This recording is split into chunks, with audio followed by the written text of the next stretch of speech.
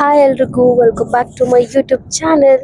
ನಾನು ರುಚಿತಾ ಪುನೀತ್. ಹೇಗಿದ್ದೀರಾ ಎಲ್ಲರೂ? ಐ ಹೋಪ್ ನೀವೆಲ್ಲರೂ ಚೆನ್ನಾಗಿದ್ದೀರಾ ಅಂತ. ನಾನು ಕೂಡ ತುಂಬಾನೇ ಚೆನ್ನಾಗಿದ್ದೀನಿ. ಸೊ ಇವತ್ತಿನ ವ್ಲಾಗ್ನ ಸ್ಟಾರ್ಟ್ ಮಾಡೋಣ. ಇವತ್ತು ಮತ್ತೆ ಇನ್ನೊಂದು ದೇವಸ್ಥಾನಕ್ಕೆ ಹೋಗ್ತಾ ಇದ್ದೀನಿ, ಬಾಲ ತ್ರಿಪುರ ಸುಂದರಿ ಅಮ್ಮನವರ ದೇವಸ್ಥಾನಕ್ಕೆ.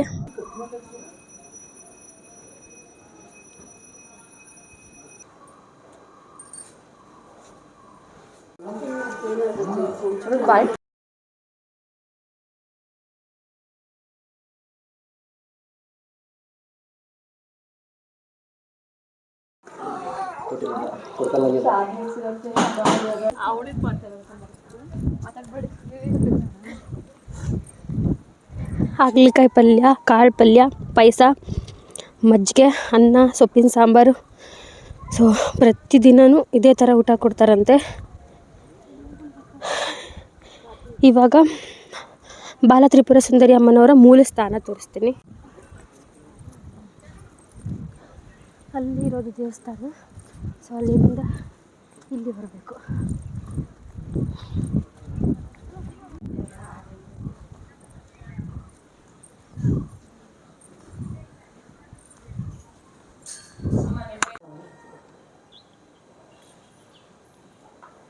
ಒಂದು ದೇವಸ್ಥಾನ ಇದೆ. ಬನ್ನಿ ಚಿಕ್ಕಮ್ಮ, ಬಾ ಹೋಗ್ಬೇಕು. ಇವ್ರು ನಮ್ಮ ಚಿಕ್ಕಮ್ಮ, ಇವರು ನಮ್ಮ ಹಾಯ್. ಇನ್ನೊಬ್ಳು ದೊಡ್ಡವರು ಬಂದಿಲ್ಲ, ಇಂಟರ್ನ್ಶಿಪ್ ಮಾಡ್ತಾರೆ.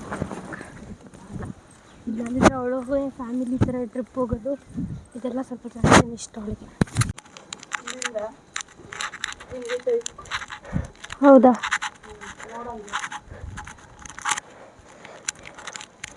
ಹೌದು, ಲಿಂಗದ ಥರನೇ ಇರೋದು ಇದು ದೇವಸ್ಥಾನ.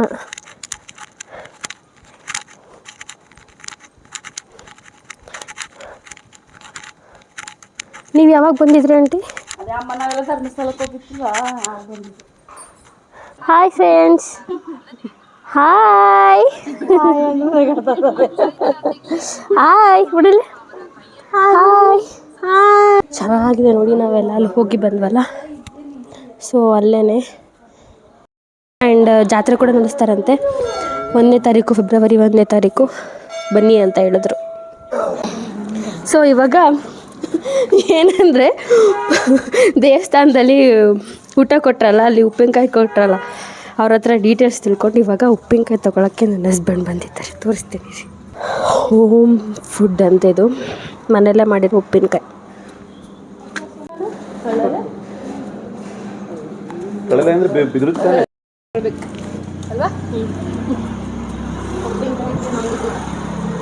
ಉಡ್ಲಿಪೇಟೆ ತನಕ ಬಂದಿರೋದು ಉಪ್ಪಿನಕಾಯಿಗೋಸ್ಕರ. ನಮ್ಮ ಬಾಬಾ ಬಂದಿದ್ದಾರೆ. ಉಪ್ಪಿನಕಾಯಿ ಅಂತಲ್ಲ, ತಿನ್ನೋ ವಿಷಯದಲ್ಲಿ ಇವತ್ತಿದ್ದೋ ನಾಳೆ ಇರಲ್ಲ. ಸೊ ಚೆನ್ನಾಗಿ ತಿನ್ನಬೇಕು, ಎಂಜಾಯ್ ಮಾಡಬೇಕು ಅಷ್ಟೆ.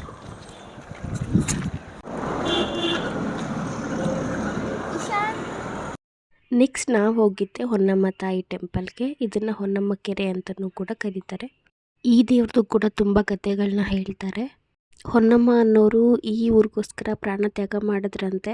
ಹಾಗಾಗಿ ಈ ಊರಿನ ಜನ ಹೊನ್ನಮ್ಮ ದೇವಿದು ಪ್ರತಿಷ್ಠಾಪನೆ ಮಾಡಿ ಹೊನ್ನಮ್ಮ ಅಂತ ಹೇಳಿಬಿಟ್ಟು ಪೂಜೆಯನ್ನು ಮಾಡ್ತಾರೆ. ಈ ಕೆರೆ ನೀರು ಯಾವಾಗಲೂ ಕಮ್ಮಿ ಆಗಲ್ಲ ಅಂತ ಹೇಳ್ತಾರೆ.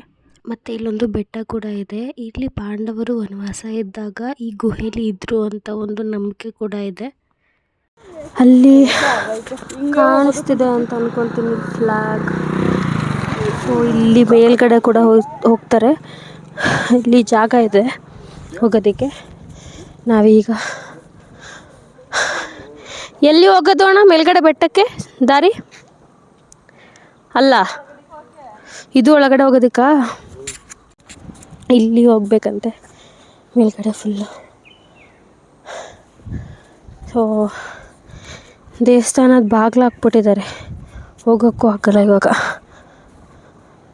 ನೆಕ್ಸ್ಟ್ ಇದನ್ನೆಲ್ಲ ಮುಗಿಸ್ಕೊಂಡು ನಾವು ಮನೆಗೆ ಹೊರಟ್ವಿ. ಮನೆಗೆ ಬೇಗನೆ ಹೋದ್ವಿ, 4:30 ಆಗಿತ್ತು ಅನಿಸುತ್ತೆ ನಾವು ಮನೆಗೆ ಹೋದಾಗ. ನಾನು ಯೋಗ ಮಾಡ್ತಾಯಿದ್ದೆ. ಅಮ್ಮ ಪಾಪನ ನೋಡ್ಕೊಂತ ಮಲ್ಕೊಂಡ್ಬಿಟ್ಟಿದ್ದಾನೆ. ಟಯರ್ಡ್ ಆಯಿತು ಅನಿಸುತ್ತೆ ಪಾಪ ಹಂಗೋದಕ್ಕೆ. ಸೊ ಬೆಳಗ್ಗೆ ಟೈಮ್ ಯೋಗ ಮಾಡೋದಕ್ಕಾಗಲ್ಲ, ನೈಟ್ ಮಲ್ಗೋದು ಲೇಟ್ ಆಗುತ್ತೆ, ಇನ್ನು ಬೆಳಗ್ಗೆ ಎದ್ದು ಮಾಡೋಕ್ಕಾಗಲ್ಲ ಅಂತ ಹೇಳ್ಬಿಟ್ಟು ಈವ್ನಿಂಗ್ ಮಾಡ್ತಿದ್ದೀನಿ. ಕಾಲು ನೋವಿತ್ತು ಅಂತೇಳಿ ಸ್ವಲ್ಪ ಬಿಸಿನೀರಲ್ಲಿ ಕಾಲನ್ನ ಇಟ್ಟು ಕೂತಿದ್ದೆ. ಆ್ಯಂಡ್ ಊಟ ಎಲ್ಲ ಮುಗೀತು. ಸೊ ಇವಾಗ ಮಲಗುವಂಥ ಟೈಮ್. ಐ ಹೋಪ್ ನಿಮಗೆ ಈ ವ್ಲಾಗ್ ಇಷ್ಟ ಆಗಿರುತ್ತೆ ಅಂತ. ಮತ್ತೆ ಮುಂದಿನ ವ್ಲಾಗಲ್ಲಿ ಸಿಗ್ತೀನಿ. ನನ್ನ ಮಗ ಅಳ್ತಾ ಇದ್ದೀನಿ. ಬಾಯ್.